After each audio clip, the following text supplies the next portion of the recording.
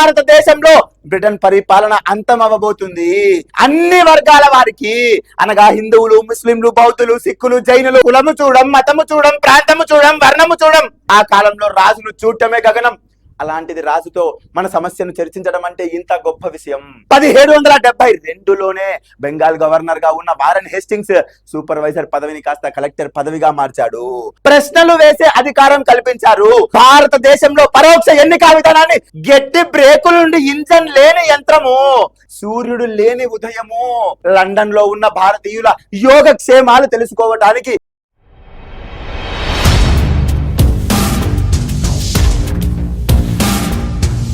మనం ఆల్రెడీ రాజ్యాంగ పరిచయం మరియు చట్టాలలో 40 ప్రీవియస్ ఇయర్ క్వశ్చన్స్ ను నీట్ గా అనలైజ్ చేయడం జరిగింది. అది sub inspector, constable, group 2, Andhra Pradesh కావచ్చు, తెలంగాణ కావచ్చు. మిత్రమా, ఎక్కడి నుండి ప్రశ్నలు పడుతున్నాయి, ఏ చాప్టర్ లో ఏ టాపిక్ మీద ఎక్కువగా ఫోకస్ చేస్తున్నాడు, నీట్ గా ప్రీవియస్ ఇయర్ క్వశ్చన్స్ ని అనాలిసిస్ చేస్తూ వస్తున్నాము. 40 క్వశ్చన్లను పూర్తి స్థాయిలో కంప్లీట్ చేసుకున్నాం. మరి ఈ రోజు 41వ క్వశ్చన్ నుండి చూద్దాం. మిత్రమా, సిద్ధమా? సంసిద్ధంగా ఉండాలి. క్లియర్. మరి 41 క్వశ్చన్ నంబర్ 41 ఏమన్నాడు మిత్రమా? అబ్జర్వ్ ద ఫాలోయింగ్ స్టేట్మెంట్స్, కింది ప్రకటనలను గమనించు. మరి ఏమంటున్నాడు? Statement 1, the word constitution was derived from French language అంట. రాజ్యాంగం అనగా కాన్స్టిట్యూషన్ అనే పదం ఫ్రెంచ్ లాంగ్వేజ్ నుంచి వచ్చింది అంటున్నాడు. మిత్రమా, ఒక్కసారి చూడు. కాన్స్టిట్యూషన్ అనగా రాజ్యాంగము. ఈ కాన్స్టిట్యూషన్ అనేది ఒక ఇంగ్లీష్ భాషా పదము. మరి ఈ కాన్స్టిట్యూషన్ అనే పదం కాన్స్టిట్యూషియో అనే ఒక ఫ్రెంచ్ భాషా పదం నుండి ఉద్భవించడం జరిగింది. కాన్స్టిట్యూషన్ అనగా ఇంగ్లీష్ భాషా పదం. ఇక్కడ ఆ కాన్స్టిట్యూషన్ అనే ఇంగ్లీష్ భాషా పదం కాన్స్టిట్యూషియో అనే ఫ్రెంచ్ భాషా పదం నుండి వచ్చింది. మరి ఇక్కడ కాన్స్టిట్యూషియో అనగా టు ఎస్టాబ్లిష్ అని అర్థం. అసలు రాజ్యాంగం అనగానే ఒక రాజ్యాంగబద్ధమైన పరిపాలన, నియమ నిబంధనలతో కూడిన పరిపాలన అందించు. ఒక రాజ్యానికి సంబంధించిన మౌలిక శాసనం ఏంటి అంటే రాజ్యాంగం, కాన్స్టిట్యూషన్. మరి వాడి కూడా అదే అన్నాడు, ఫ్రెంచ్ లాంగ్వేజ్. కరెక్టే కదా? Statement 1 correct. మరి ఆ తర్వాత the word మాగ్నా కార్టా was a Latin language word అంట. మాగ్నా కార్టా ఏంటి సార్? మాగ్నా కార్టా మనం ఎక్కడ చూసాము సార్ అంటే 1858 భారత ప్రభుత్వ చట్టంలో ఈ చట్టాన్ని భారత ప్రజల స్వేచ్ఛ స్వాతంత్ర్యాలకు మాగ్నా కార్టా అన్నారు కదా. మరి మాగ్నా కార్టా అనే పదం ఎక్కడ చూసామంటే 1858 గవర్నమెంట్ ఆఫ్ ఇండియా యాక్ట్ ని ఏమన్నారు? భారత ప్రజల స్వేచ్ఛ స్వాతంత్ర్యాలకు మాగ్నా కార్టా. 1857 మే 10న ఉత్తరప్రదేశ్ లోని సిపాయిల తిరుగుబాటు కారణంగా కంపెనీ పరిపాలన అంతమైంది. 1600 సంవత్సరంలో భారతదేశానికి వచ్చిన ఈస్ట్ ఇండియా కంపెనీ 1600 నుండి 1858 వరకు భారతదేశంలో తమ వ్యాపారాన్ని, తమ పరిపాలనను కొనసాగించారు. మరి 1858లో ఏం జరిగింది మిత్రమా అంటే 1858 నవంబర్ 1 విక్టోరియా మహారాణి ప్రకటన ద్వారా ఈస్ట్ ఇండియా కంపెనీ పరిపాలన ముగిసింది. ఇక్కడ నుండి బ్రిటన్ ప్రభుత్వ ప్రత్యక్ష పరిపాలన ఎక్కడ? భారతదేశంలో. సో అప్పుడు చేసిన చట్టమే ఈ 1858 గవర్నమెంట్ ఆఫ్ ఇండియా యాక్ట్. ఈ యాక్ట్ ప్రకారమే మనం వైస్రాయ్ అనే పదవిని తీసుకొచ్చాం. భారత వ్యవహారాల కార్యదర్శి, సెక్రటరీ జనరల్ ఆఫ్ స్టేట్ అనే పదవిని కూడా తీసుకొచ్చాం. సో ఇలాంటి ఈ చట్టాన్ని ఏమన్నారు సార్ అంటే భారత ప్రజల స్వేచ్ఛ స్వాతంత్ర్యాలకు మాగ్నా కార్టా. మరి అసలు ఈ మాగ్నా కార్టా అనేది ఏ భాషా పదం నుండి ఉద్భవించింది అంటే ఇది ఒక లాటిన్ భాషా పదము. మాగ్నా కార్టా లాటిన్ భాషా పదం. ఇక్కడ మాగ్నా అనగా పెద్ద, మాగ్నా అనగా పెద్ద, కార్టా అనగా ఒప్పందము, కార్టా అనగా ఒప్పందము, మాగ్నా కార్టా అనగా ఒక పెద్ద ఒప్పందము. సో ఇది లాటిన్ భాషా పదము. వాడు కూడా అదే అన్నాడు, the word మాగ్నా కార్టా was a Latin language word.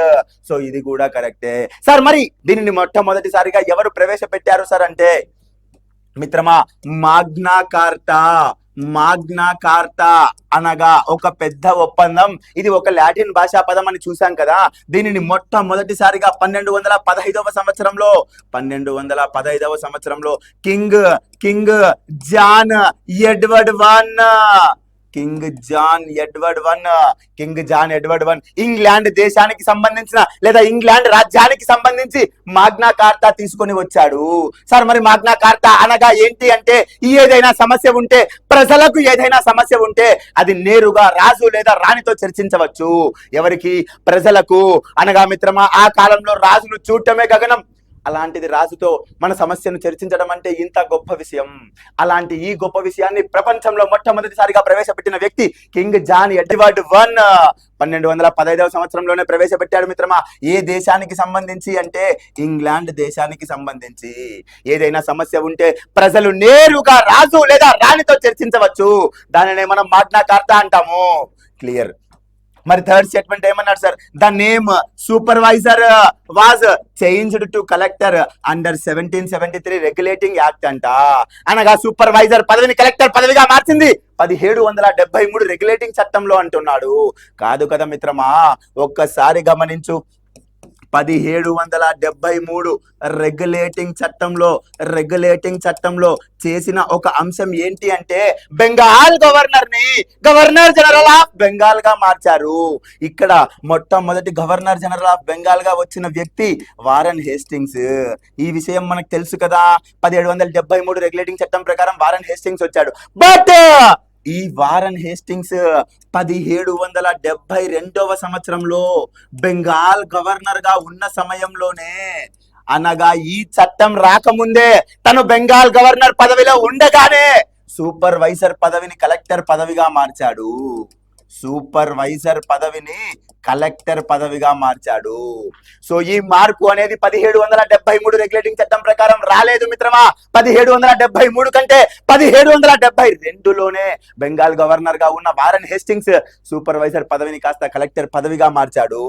అనగా ఈ స్టేట్మెంట్ తప్పు. సో సూపర్వైజర్ పదవి 1772లోనే కలెక్టర్ పదవిగా మారింది. డన్. మరి next, the first secretary general of state was Charles would అంట. అసలు ఈ సెక్రటరీ జనరల్ ఆఫ్ స్టేట్ అనే పదవి ఎక్కడ ఆవిర్భవించింది? 1858 భారత ప్రభుత్వ చట్టంలోనే. ఒకటేమో వైస్రాయ్ అని చెప్పాము, ఇంకొకటేమో భారత వ్యవహారాల కార్యదర్శి అనగా సెక్రటరీ జనరల్ ఆఫ్ స్టేట్ అని చెప్పా కదా. అలాంటి ఈ first secretary general of state Charles would అంట. కాదు మిత్రమా, స్టాన్లే first secretary general of state ఎవరు అంటే స్టాన్లే. ఎప్పటి నుండి ఎప్పటి వరకు ఉన్నాడు? 1858 నుండి 59 వరకు ఉన్నాడు. మరి దాని తర్వాత వచ్చిన వాడే చార్లెస్ వుడ్. 1859 నుండి 66 వరకు చార్లెస్ వుడ్ ఉండటం జరిగింది. అనగా మొదటి వ్యక్తి ఎవరు అంటే స్టాన్లే అని చెప్పాలి కదా. మరి వాడేంటి చార్లెస్ వుడ్ అన్నాడు? సో తప్పు. మరి ఇక్కడ ఏ స్టేట్మెంట్స్ కరెక్ట్ సోదరా అంటే number 1, number 2 correct. So option A 1, 2 correct. క్లియరా? Crystal clear. ఆ విధంగా ఉండాల సబ్జెక్ట్ నేర్చుకున్నామంటే. The indirect election system was introduced in India through which act? భారతదేశంలో పరోక్ష ఎన్నిక విధానాన్ని ప్రవేశపెట్టిన చట్టం ఏది అంటున్నాడు. మరి మిత్రమా, భారతదేశంలో ఈ ఎన్నిక అనగా పరోక్ష ఎన్నిక విధానాన్ని ప్రవేశపెట్టిన చట్టం 1892 కౌన్సిల్స్ చట్టమే కదా. కౌన్సిల్ అనగా 1858లో ఈస్ట్ ఇండియా కంపెనీ పరిపాలన రద్దు అయిపోయిన తర్వాత ఈ కార్యనిర్వాహక మండలి చట్టాలు చేయడం మొదలు పెట్టింది కాబట్టి దీనినే కౌన్సిల్స్ యాక్ట్ అనడం ప్రారంభించాము. మరి అలాంటి కౌన్సిల్స్ యాక్ట్ మొట్టమొదటగా 1861, 1892, 1909, 1919 4 కౌన్సిల్ యాక్ట్స్ వచ్చాయి. అందులో ఒక కౌన్సిల్ యాక్ట్ గా చెప్పబడే 1892 కౌన్సిల్ యాక్ట్ లోనే మనకు ఇండైరెక్ట్ ఎలక్షన్ సిస్టమ్ పరోక్ష ఎన్నిక విధానాన్ని ప్రవేశపెట్టడం జరిగింది. ఇక్కడే బడ్జెట్ మినహా అన్ని అంశాలలో ప్రసంగించే అధికారాన్ని కల్పించారు. ఇక్కడే ప్రశ్నలు వేసే అధికారం కూడా కల్పించారు. కానీ గవర్నర్ జనరల్ యొక్క ముందస్తు అనుమతితో ఇదే 1892 కౌన్సిల్ చట్టంలో ఏం చేశారు మిత్రమా అంటే, బడ్జెట్ మినహా, బడ్జెట్ కాకుండా మిగిలిన అన్ని అంశాల్లో చర్చించే అధికారం కల్పించారు. ఆ తర్వాత బడ్జెట్ లో కూడా ప్రశ్నలు వేసే అధికారం కల్పించారు. బట్ ఆ ప్రశ్నలంట గవర్నర్ జనరల్ యొక్క ముందస్తు అనుమతితో అంట. మరి ఎవరికి? భారతీయులకు. బ్రిటిష్ వాళ్ళు చర్చించవచ్చు, మరి బ్రిటిష్ వాళ్ళు ప్రశ్నలు కూడా అడగవచ్చు, కానీ భారతీయులు చర్చించరాదంట. ప్రశ్నలు మాత్రం అడగచ్చంట. అది కూడా గవర్నర్ జనరల్ ముందస్తు అనుమతి కావాలంట. ఇది కూడా 1892 కౌన్సిల్ చట్టంలోనే చేయడం జరిగింది మిత్రమా.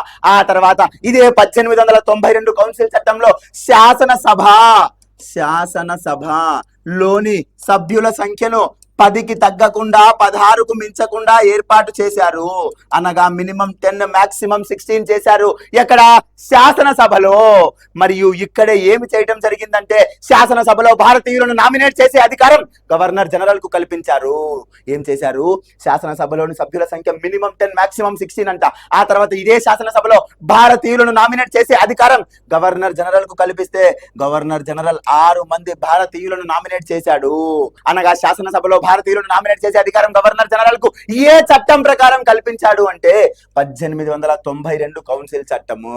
క్లియరా? Crystal clear. So indirect election system అంటే 1892 కౌన్సిల్స్ యాక్ట్ అని చెప్పు. The first temporary government in India before independence was formed. భారతదేశంలో మొట్టమొదటి తాత్కాలిక ప్రభుత్వము ఎప్పుడు ఏర్పడింది మిత్రమా? ఎప్పుడు ఏర్పడింది అంటే దీని ఏర్పాటుకు ముందు ఒక కారణం తెలుసుకోవాలి. 1946 మార్చి 24వ తేదీన భారతదేశానికి ఏం వచ్చింది? Cabinet mission plan. దీనినే మంత్రిత్వ రాయభారము అంటాము. క్యాబినెట్ మిషన్ ప్లాన్ మంత్రిత్వ రాయభారము అంటాము. మరి వీళ్ళు భారతదేశానికి దేనికి వచ్చారు అంటే రాజ్యాంగ పరిషత్ ఏర్పాటుకు విధి విధానాలు సహాయ సహకారాలు అందించడానికి ఈ క్యాబినెట్ మిషన్ ప్లాన్ భారతదేశానికి వచ్చింది. ప్రతి 10 లక్షల మందికి ఒకరు ప్రాతినిధ్యం వహిస్తారు అని చెప్పారు. మరియు బ్రిటిష్ పాలిత రాష్ట్ర శాసన మండళ్లకు ఎన్నికైన వారు రాజ్యాంగ పరిషత్ సభ్యులను ఎన్నుకుంటారు అని కూడా చెప్పారు. మరి ఈ క్యాబినెట్ మిషన్ ప్లాన్ ఇంకొక విషయం కూడా చెప్పింది. 1946 ఆగస్టు 16న డైరెక్ట్ యాక్షన్ డే ఎవరు పాటించారు అంటే ముస్లిం లీగ్ మొహమ్మద్ అలీ జిన్నా పాటించినప్పుడు మరి ఈ క్యాబినెట్ మిషన్ ప్లాన్ 1946 ఆగస్టు 24న ఏం చెప్పింది అంటే అన్ని వర్గాల వారికి ప్రాతినిధ్యం వహించేలా ఒక తాత్కాలిక ప్రభుత్వాన్ని ఏర్పాటు చేయి.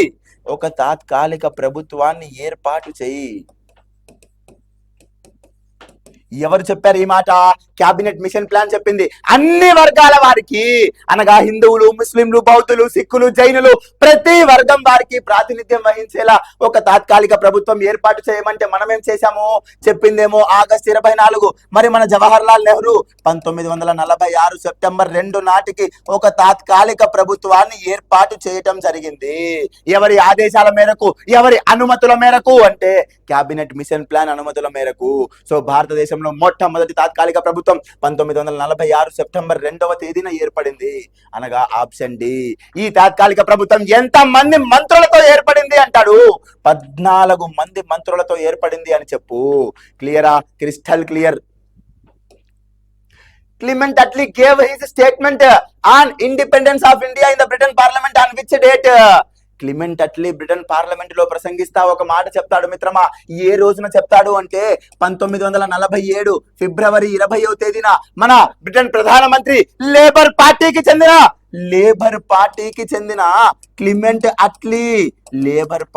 చెందిన క్లిమెంట్ అట్లీ ఏమంటాడు? బ్రిటన్ పార్లమెంట్ లో ప్రసంగిస్తాడు. 1947 ఫిబ్రవరి 20 నాడు ప్రసంగిస్తూ ఏమి చెబుతాడంటే భారతదేశంలో బ్రిటన్ పరిపాలన అంతం అవ్వబోతుంది.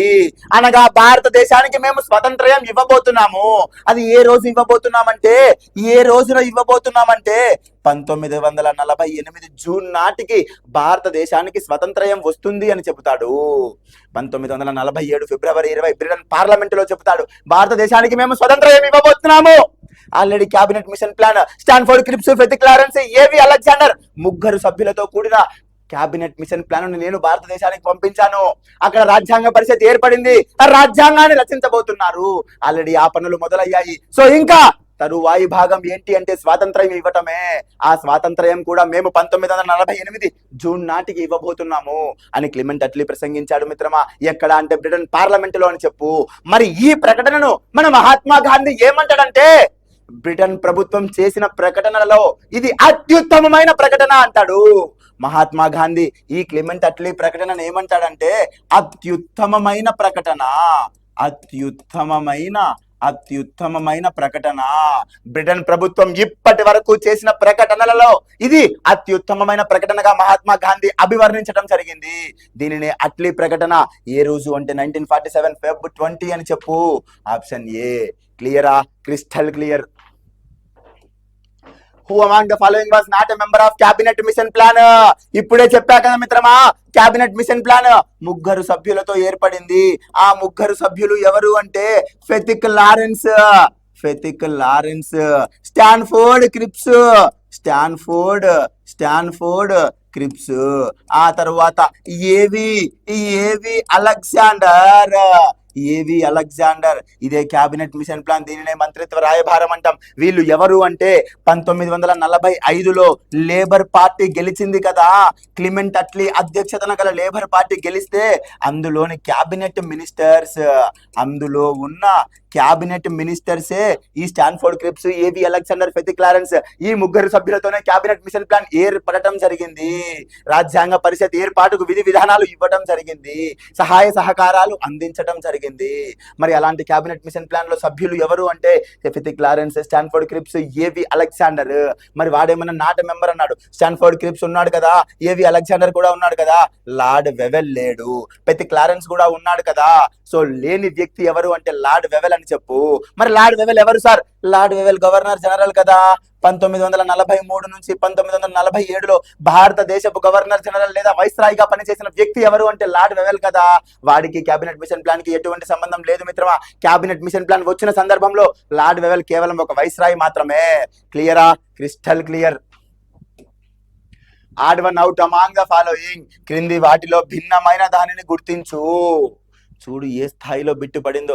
రీజనింగ్ లో పడాల్సిన ఆడ్ వన్ అవుట్ పాలిటీలో రావటం జరిగింది. మరి ఏమడిగాడు సార్? ఒకటేమో బ్రిటన్ అంట, ఒకటేమో బ్రిటన్, ఇంకొకటేమో ఇజ్రాయిల్, ఇంకొకటేమో న్యూజిలాండ్ అంట, ఇంకొకటేమో ఫ్రాన్స్ అంట. మరి మిత్రమా ఆడ్ వన్ అవుట్ అంటే దీనిలో భిన్నమైన దానిని గుర్తించు అనగా 3 ఒక రకానికి చెందినవంట, ఇంకొకటి ఒక రకానికి చెందిందంట. మరి సార్ ఏముంది సార్ దీంట్లో గమనించడానికి అంటే బ్రిటన్ ఒక అన్రిటన్ కాన్స్టిట్యూషన్ అనగా ఆ లిఖిత రాజ్యాంగము, పరిణామాత్మక రాజ్యాంగము.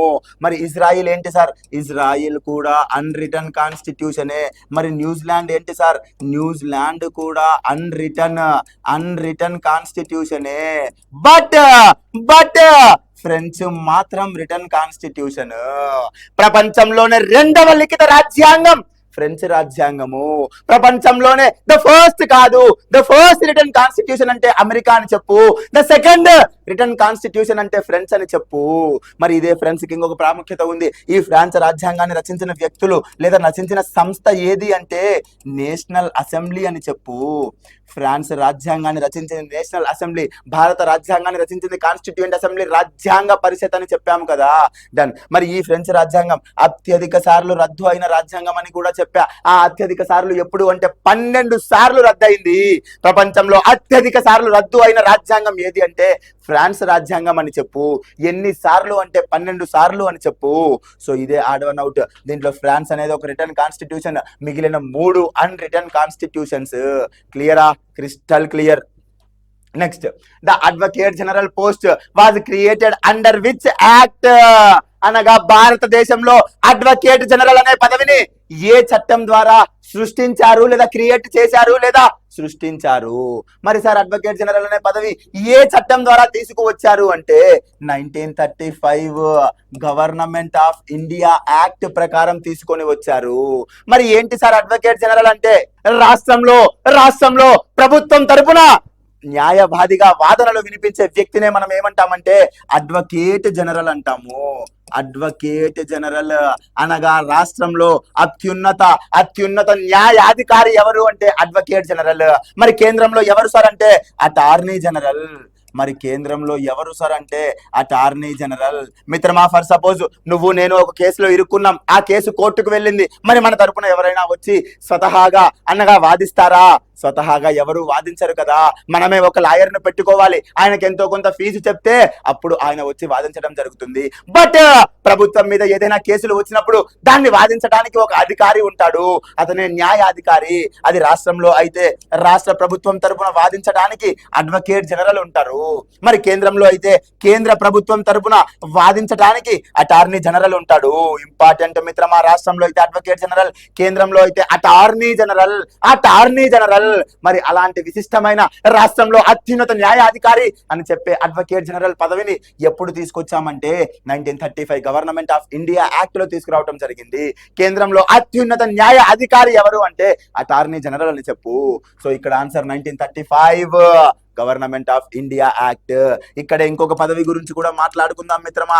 హై కమిషనర్ పదవి ఎప్పుడు తీసుకువచ్చారు అంటే 1919 గవర్నమెంట్ ఆఫ్ ఇండియా యాక్ట్ అనొచ్చు, 1919 కౌన్సిల్స్ యాక్ట్ అనొచ్చు, 1919 మాంటేగ్ క్లెమ్స్ ఫోర్ రిఫార్మ్స్ అని కూడా అనొచ్చు.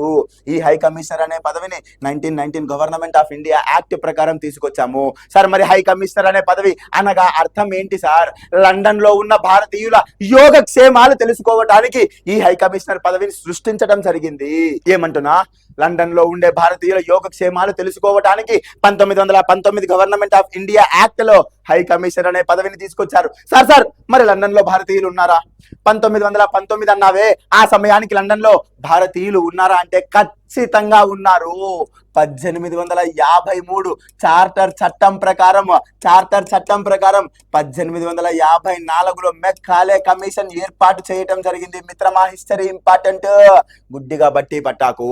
1853 చార్టర్ చట్టం ప్రకారం 1854లో మెక్కాలే కమిషన్ ఏర్పడింది. ఈ మెక్కాలే కమిషన్ దేనికి వచ్చిందంటే సివిల్ సర్వీస్ పరీక్షలలో భారతీయులను అనుమతించాలా లేదా, భారతీయుల్లో అంత మేధావి వర్గం ఉందా, సివిల్ సర్వీస్ లాంటి అత్యున్నత పోస్టును స్వీకరించే మేధావులు భారతదేశంలో ఉన్నారా, భారతీయులు కలిగి ఉన్నారా అని ఈ మెక్కాలే కమిషన్ ఏర్పాటు చేయడం జరిగింది. ఈ మెక్కాలే కమిషన్ రిపోర్ట్ లో ఏం చెప్పింది అంటే, సివిల్ సర్వీస్ పరీక్షలలో భారతీయులను కూడా అనుమతించండి, సివిల్ సర్వీస్ పరీక్షలలో భారతీయులను అనుమతించండి, భారతదేశంలో అంత గొప్ప మేధావి వర్గం ఉంది అని చెప్పింది. బట్ ఇక్కడ కొన్ని కండిషన్స్ పెట్టారు మిత్రమా.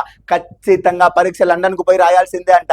అనగా పరీక్షలు ఎక్కడ రాయాలి అంటే లండన్ పోయి పరీక్ష రాయాలి. వయసు 18 నుంచి 23 సంవత్సరాల వయసు ఉండాలి. అది కూడా ఎటువంటి రిజర్వేషన్స్ లేవు, ఓపెన్ మెరిట్ సిస్టమ్ అంట. వీడు అనుమతించాడు, బట్ కొన్ని కండిషన్స్ పెట్టాడు. పరీక్షలు లండన్ పోయి రాయాల్సిందే, నీ వయసు 18 నుంచి 23 ఉండాల్సిందే, నీ ఓపెన్ మెరిట్ లోనే కొట్టాల్సిందే. అనగా కులము చూడం, మతము చూడం, ప్రాంతము చూడం, వర్ణము చూడం అంటాం కదా, ఆ విధంగా ఓపెన్ మెరిట్ సిస్టమ్ తీసుకొచ్చారు. ఎటువంటి జాతి వివక్షత లేకుండా మేము ఈ పరీక్షలను కండక్ట్ చేస్తున్నాము అని చెప్పారు. ఎవరు? మెక్కాలే కమిషన్. దేనికోసం ఏర్పడింది? సివిల్ సర్వీసు పరీక్షలలో భారతీయులను అనుమతించాలా లేదా అని ఏర్పడిన కమిషనే మెక్కాలే కమిషన్. 1854లో ఏర్పడింది. 1853 చార్టర్ చట్టం ప్రకారం ఏర్పడింది. సో అప్పటి నుండి లండన్ ప్రయాణం మొదలైంది మిత్రమా. భారతీయుల లండన్ ప్రయాణం మొదలయ్యింది. సో ఏ చట్టం ప్రకారం అంటే 1935 గవర్నమెంట్ ఆఫ్ ఇండియా యాక్ట్ అని చెప్పు. సో అడ్వకేట్ జనరల్ పదవి, హై కమిషనర్ పదవిని కూడా చూడటం జరిగింది. Next question. To look after the Indians, the High Commissioner post was created under which act? ఇప్పుడే చెప్పా కదా మిత్రమా, 1919 గవర్నమెంట్ ఆఫ్ ఇండియా యాక్ట్. చూడు నెక్స్ట్ క్వశ్చన్ లోనే, ఆల్రెడీ ప్రీవియస్ ఇయర్ క్వశ్చన్ ఇది. ద హై కమిషనర్ పదవి భారతీయుల యోగక్షేమాలు తెలుసుకోవడానికి లండన్ లో ఏర్పాటు చేసిన పదవి ఏంటి అంటే హై కమిషనర్ పదవి. మరి ఈ హై కమిషనర్ ఎక్కడ ఉంటాడు సార్ అంటే లండన్ లో ఉంటాడు. మరి లండన్ లోనే కదా భారతీయుల యోగక్షేమాలు తెలుసుకోవాలి. సో ఈ వ్యక్తి కూడా లండన్ లోనే ఉంటాడు. ఏ చట్టం ప్రకారము అంటే 1919 గవర్నమెంట్ ఆఫ్ ఇండియా యాక్ట్ ప్రకారం అని చెప్పు. మరి ఇదే 1919 గవర్నమెంట్ ఆఫ్ ఇండియా యాక్ట్ ప్రకారం 1923లో లీ కమిషన్ కూడా ఏర్పాటు అయ్యింది కదా. లీ కమిషన్ దేనికోసం వచ్చింది? పబ్లిక్ సర్వీసెస్ కోసం వచ్చింది. పబ్లిక్ సర్వీస్ కమిషన్స్ పిఎస్సీల కోసం వచ్చింది. మరి ఇది రిపోర్ట్ ఎప్పుడు ఇచ్చింది? 1924లో రిపోర్ట్ ఇచ్చింది. మరి 1926లో first PSC, first public service commission ఏర్పాటు చేయడం కూడా జరిగింది based on Lee commission report అని చెప్పు. మరి 1926లో first public service commission chairman ఎవరు అంటే సర్ రాస్ భార్కర్ అని చెప్పు. సర్ రాస్ భార్కర్ అని చెప్పు. క్లియరా? Crystal clear. Next. Who commented the statement, the mission with strong brakes but no engine అంట. ఆ 1935 గవర్నమెంట్ ఆఫ్ ఇండియా యాక్ట్ గట్టి బ్రేకులుండి ఇంజన్ లేని యంత్రము ఏదంట? 1935 గవర్నమెంట్ ఆఫ్ ఇండియా యాక్ట్. ఈ 1935 గవర్నమెంట్ ఆఫ్ ఇండియా యాక్ట్ గట్టి బ్రేకులుండి ఇంజన్ లేని యంత్రము అని చెప్పిన వ్యక్తి ఎవరు అంటే జవహర్ లాల్ నెహ్రూ. సార్ ఎందుకు ఆ మాట అన్నాడు? అసలు 1935 గవర్నమెంట్ ఆఫ్ ఇండియా యాక్ట్ లో ఉన్న ఆస్పెక్ట్స్, విషయాలు ఏంటి, తీసుకువచ్చిన సంస్కరణలు ఏంటి, అసలు ఈ చట్టం వచ్చిందే భారతదేశంలో బాధ్యతాయుతమైన ప్రభుత్వాన్ని ప్రవేశపెట్టడానికి కదా. మరి అలాంటి బాధ్యతాయుతమైన ప్రభుత్వం ప్రవేశపెట్టే చట్టాన్ని జవహర్ లాల్ నెహ్రూ గారు ఎందుకు గట్టి బ్రేకులుండి ఇంజన్ లేని యంత్రం అన్నారంటే ఒక్కసారి దాంట్లో ఉన్న ఏమేమి విషయాలు ఒక్కసారి చూద్దాం. ఇక్కడే మనకి ఏం చేశారంటే సమాఖ్య తరహా విధానాన్ని ప్రవేశపెట్టారు. సమాఖ్య తరహా విధానాన్ని ప్రవేశపెట్టారు. అనగా కేంద్ర జాబితా, రాష్ట్ర జాబితా, ఉమ్మడి జాబితా తీసుకొచ్చారు. అనగా కేంద్రం చేయాల్సిన చట్టాలు, వేటి మీద కేంద్రం చట్టాలు చేయాలో నీట్ గా డివైడ్ చేశారు. రాష్ట్రం చేయాల్సిన చట్టాలు మరియు ఉమ్మడి జాబితా ఇద్దరు కలిసి చేయాల్సిన చట్టాలు. అనగా ముందుగా కేంద్రం చేస్తే రాష్ట్రం చేయకూడదు, లేదా కేంద్రం చేయకపోతే ఆ చట్టాలను రాష్ట్రం కూడా చేయవచ్చు. ఇలాంటి సమాఖ్య తరహా విధానం, కేంద్ర రాష్ట్రాల మధ్య అధికారాల విభజన జరిగింది. మరి ఇక్కడే ఇంకా ఏం జరిగింది సార్ అంటే, రాష్ట్రాలలో ద్విసభా విధానం ప్రవేశపెట్టారు. రాష్ట్రాలలో ద్విసభా విధానం ప్రవేశపెట్టారు. అనగా council of states, legislative council 1919 Montagu Chelmsford reforms ప్రకారం కేంద్రంలో ద్విసభా విధానం ప్రవేశపెట్టారు కదా, అదే ద్విసభా విధానాన్ని ఇప్పుడు రాష్ట్రాలలో కూడా ప్రవేశపెట్టారు. Council of states legislative council, council of states legislative council 1919 కేంద్రంలో ప్రవేశపెట్టిన ద్విసభా విధానాన్ని 1935 రాష్ట్రాలలో కూడా ప్రవేశపెట్టారు. మరియు కేంద్రంలో ద్వంద్వ ప్రభుత్వాన్ని ప్రవేశపెట్టారు. ఇక్కడ ద్విసభా విధానాన్ని తీసేసి అక్కడ ద్వంద్వ ప్రభుత్వాన్ని పెట్టారు. మహిళలకు, కార్మికులకు మరియు బడుగు బలహీన వర్గాలకు ప్రత్యేక నియోజకవర్గాలు కేటాయించారు. ఇన్స్ట్రుమెంట్స్ ఆఫ్ ఇన్స్ట్రక్షన్స్ అనే పేరుతో సంక్షేమ కార్యక్రమాలు చేపట్టారు. మరి ఎన్నో విషయాలను చేర్చారు కదా సార్. అలాంటి గొప్ప 1935 చట్టాన్ని నెహ్రూ గారు ఎందుకు ఆ మాట అన్నారంటే, మిత్రమా బ్రిటిష్ అధికారులారా, మీరు మంచి విషయాలు తీసుకువచ్చారు. ఈ చట్టం ప్రకారం భారతదేశంలో బాధ్యతాయుత ప్రభుత్వం ఖచ్చితంగా అమలు అవుతుంది. ఎప్పుడు? ఇవన్నీ మీరు అమలు చేస్తే. బట్ మీరు అమలు చేయరు కేవలం కాగితం మీద మాత్రమే కనపడతాయి, గ్రౌండ్ రియాలిటీలో అవి కనపడవు. సో ఇది బ్రేకులు ఉన్నాయి అంటే అద్భుతంగా ఉంది, బట్ ఇంజన్ లేదు దానికి. మరి తోసుకుంటా పోమంటావా?